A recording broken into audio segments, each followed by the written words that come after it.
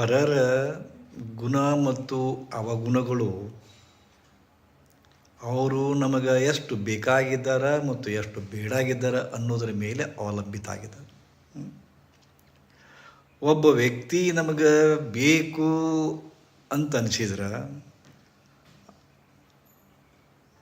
ಅದು ಅವ ಬೇಕಾದಷ್ಟು ತಪ್ಪು ಮಾಡಿ ನಮಗದು ನಗಣ್ಯ ಅನ್ನಿಸ್ತದೆ, ತಪ್ಪು ಅನಿಸೋದಿಲ್ಲ. ಬೇಕಾದಷ್ಟು ಬ್ಲಂಡರ್ ಮಿಸ್ಟೇಕ್ ಮಾಡಲಿ ಅವರು, ತಪ್ಪು ಅನಿಸೋದಿಲ್ಲ. ಯಾಕಂದ್ರೆ ನಮ್ಮವಲ್ಲ, ನನಗೆ ಬೇಕಾದವಲ್ಲ. ಆದರೆ ಒಬ್ಬ ವ್ಯಕ್ತಿ ಸ್ವಲ್ಪ ನಮಗೆ ಬೇಡಾದರೂ ಕೂಡ ಅವ ಮಾಡುವ ಪ್ರತಿಯೊಂದು ಸಣ್ಣ ತಪ್ಪುಗಳು ಕೂಡ ನಮ್ಮ ಬೃಹದಾಕಾರವಾಗಿ ಕಾಣಿಸ್ತವೆ. ಇದಕ್ಕೆ ಎಷ್ಟು ಉದಾಹರಣೆ ಕೊಡ್ಬೇಕು ಹೇಳಿ.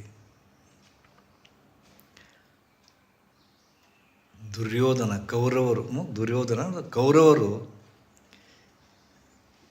ಎಷ್ಟೇ ತಪ್ಪು ಮಾಡಿದ್ರು ಸಹಿತ ಅವನ್ನ ಸಹಿಸ್ಕೊಳ್ಳಕತ್ತಿದ್ರು. ಭೀಷ್ಮ, ದ್ರೋಣ, ಕೃಪಾಚಾರ್ಯ ಇವರೆಲ್ಲ. ಯಾಕೆ?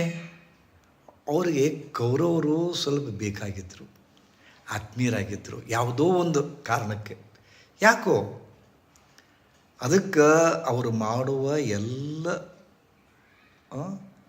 ಕೆಟ್ಟ ಕೆಲಸಗಳು ಕೂಡ ಅವರು ಸಹಿಸ್ಕೊಂಡ್ರು. ನೋಡಿದ್ದೀರ? ಅದಕ್ಕೆ ನಮಗೆ ಒಬ್ಬ ವ್ಯಕ್ತಿ ಬೇಡ ಆಗ್ಯಾನಂದ್ರೆ ಸಹಿತ ನಾವು ಏನಾರು ಮಾಡಬೇಕಾಗತ್ತೆ. ಒಬ್ಬ ವ್ಯಕ್ತಿ ಆಗ್ಯಾನಂದ್ರೆ ಸಹಿತ ನಾವು ಏನಾದರೂ ಮಾಡಬೇಕಾಗತ್ತೆ. ಆ್ಯಕ್ಚುಲಿ ಏನು ನೋಡಿ, ಸಪೋಸ್ ಒಬ್ಬ ವ್ಯಕ್ತಿನ ಬೇಡಾಗಿದ್ದಾನೆ. ನಾವು ದಾರಿಯಲ್ಲಿ ಹೊಂಟಾಗ ನಾವು ಬರಕತ್ತೇನೆ ಸೀದಾ ನಮ್ಮ ಕಡೆ. ಆಗ ನಾನು ಮುಖ ಮರೆಸ್ಬೇಕಾಗತ್ತೆ, ಹೊಳೆ ನೀಡ್ತೇವೆ, ಏನೋ ಸರ್ಕಸ್ ಮಾಡ್ತೀವಿ. ಬಟ್ ಅವನಿಂದ ನಾವು ದೂರ ಹೋಗಬೇಕು, ಅವನ ಕಣ್ಣಿಗೆ ಬೀಳಬಾರ್ದು. ಯಾಕಪ್ಪ? ಅವ್ನು ನೋಡಬೇಕು, ಯಾಕೆ ಅವನ ಕಣ್ಣಿಗೆ ಬೀಳಬೇಕು? ಹೀಗಾಗಿ ಏನಾದ್ರು ಸರ್ಕಸ್ ಮಾಡ್ತೀವಿ.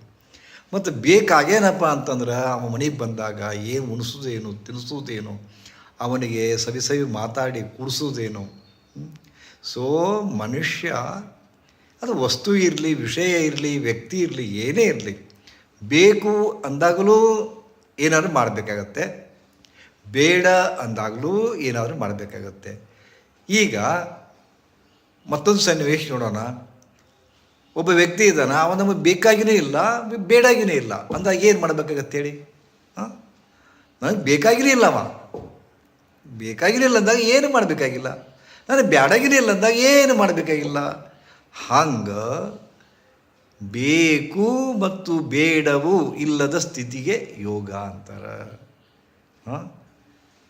ಬೇಕಾಗಿಯೂ ಇಲ್ಲ, ಬೇಡಾಗಿಯೂ ಇಲ್ಲ, ಎರಡರ ನಡುವಿನ ಮನಸ್ಥಿತಿ ಏನದಲ್ಲ, ಬೇಕು ಅನ್ನೋದು ಕಾಮ, ಬೇಡ ಎನ್ನುವುದು ಕ್ರೋಧ.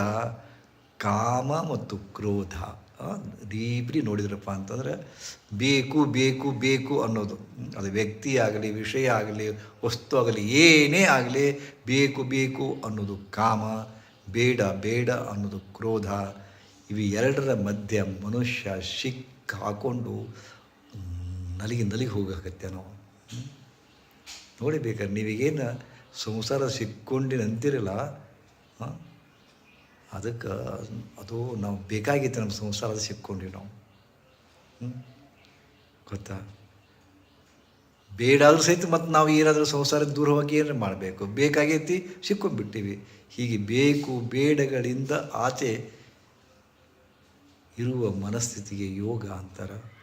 ಅಂಥ ಯೋಗದ ಸಾಧನೆಯನ್ನು ಎಷ್ಟು ಮಾಡಕತ್ತಿರ ಮಂದಿ, ಆದರೆ ಮೂಲ ಅರ್ಥ ತಿಳ್ಕೊಂಡಿಲ್ಲ ಅಷ್ಟೇ.